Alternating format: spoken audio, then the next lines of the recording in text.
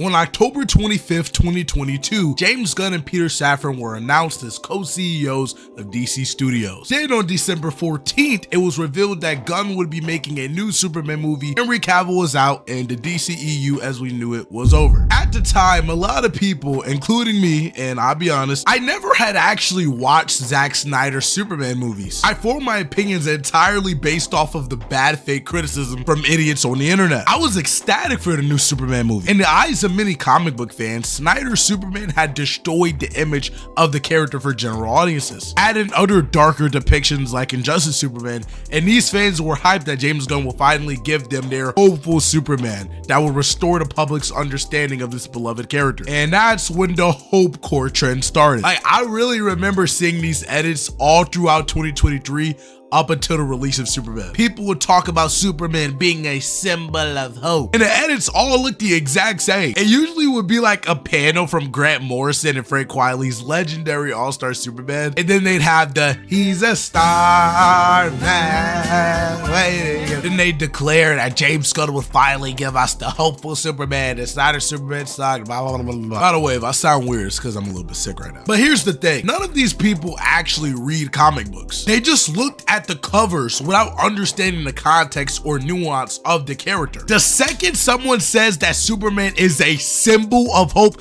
I instantly know that they don't understand this character at all. Just look at the first word that they're using: symbol. Superman is not a symbol of anything. He's just a kid from Kansas trying to do the right thing. These idiots misunderstand the character so much because Superman didn't come to Earth thinking, okay, I want to be perceived this way, I want to do this, I want to do that, I want people to look at me like this. He's a man. He's just a guy. He just wants to help people. That's it. It's so funny how these people cry and moan about Snyder not understanding Superman, but the irony is that he understands Superman more than they ever did. And this isn't even meant to be a Snyder glazing videos. There are other videos on my channel for that. I'm just pointing out the hypocrisy of Hopecore. In BVS, Superman is literally presented as a messianic figure, worshipped like a god, but those scenes are meant to deconstruct that very idea. In a scene where Superman is being touched on and felt on by all of those different humans, which is actually directly inspired from Superman Peace on Earth by Paul Dini and Alex Ross. But this scene in the movie, Superman is uncomfortable. He does not like being touched because he doesn't want to be a god. He doesn't want people to view him as better than them. He's just a human being like them. He just wants to help. The scene of him hovering over a woman in a hurricane and he literally looks like Jesus, that's her interpretation of Superman, not reality. I just let Zack Snyder explain it for you. These images of Christ-like images, even in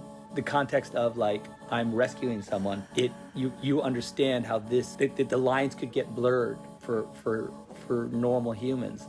This kind of like guy floating up in the sky, like how do you not rely on him for to solve all our problems? And that's not what he wants. That's not his thing. You know, he's a kid from Kansas just trying to do the right thing. You know, he's a kid from Kansas just trying to do the right thing. You know, he's a kid from Kansas just trying to do the right thing. And we look at him like this.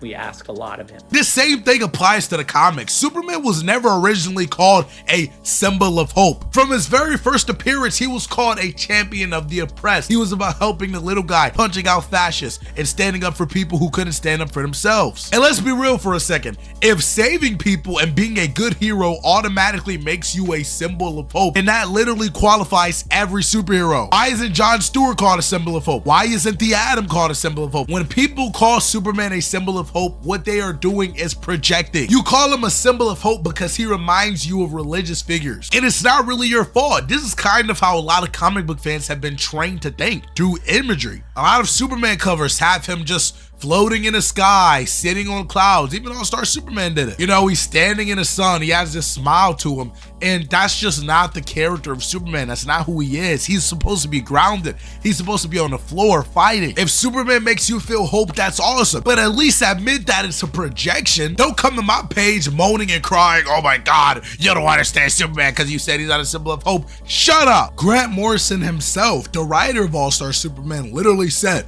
Superman is not a character about about hope. He's a character about action. He appeared in Action Comics, not Hope Comics. And what I love about, and one of the things, we can talk about is because a lot of people apply this concept of hope to Superman. I think that's the wrong approach. Superman doesn't sum up hope. Superman's keyword is action. He didn't appear in Hope Comics, he appeared in Action Comics. And Superman is not someone who just floats in space, ethereal with his cape flying and suggests somewhere we could eventually reach. Superman says, no, do it now. Action. Superman is a physical figure. He moves through the world in a very physical way and he gets shit done.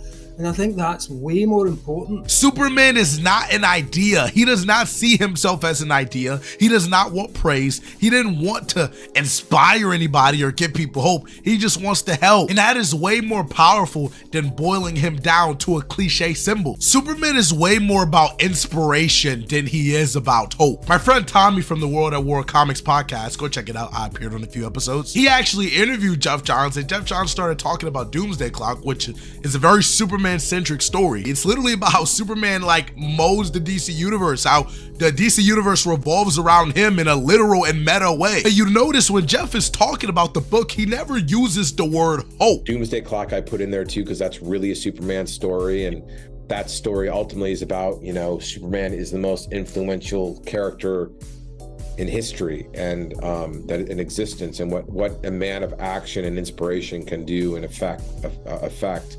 Hope is a feeling. Inspire is a action. I can't hope you guys, I can't literally hope you, but I can inspire you. I want to inspire you. Hope is a symptom of inspiration. Superman inspires you and you then feel hope. And those two things can go hand in hand. To give someone hope, you have to inspire them. To inspire someone, you have to give them hope. But Superman's way of giving people hope or inspiring people isn't, I'm just a symbol and I'm an idea and, I'm a star man and people see me flying and I'm so cute staring in the sun. No, that's not his way of giving hope. His way of giving hope is very adjacent to Captain America. He gives very impactful speeches. A comic that just came out today. Well, for y'all, it's a different day. Superman issue 29, Joshua Williams and Dan Mora. This book understands that. I'm not about to try to explain the entire plot because a lot has happened. Superman has time traveled into the future and the future kind of sucks now. It all belongs to Darkseid. The Legion of Superheroes are scattered and destroyed. Everything has gone to crap. Starman is sitting down and he's lost complete hope